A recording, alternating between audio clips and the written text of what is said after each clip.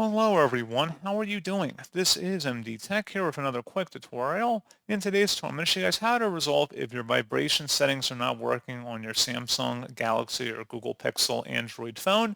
So basically, if you want to turn on vibration mode and it's been disabled for some reason, or the vibration and haptics have been disabled. So this should hopefully be a pretty straightforward process here, guys. And without further ado, let's go ahead and jump straight into it. All you have to do is swipe up on your home screen and select the settings gear button.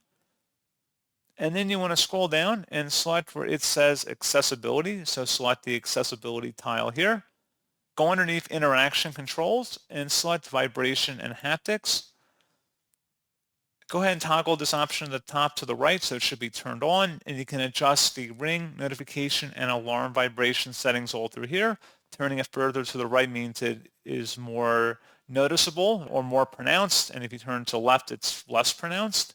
So pretty straightforward process on that, guys, and as always, thank you for watching. I do hope that I was able to help you out, and I do look forward to catching you all in the next tutorial. Goodbye.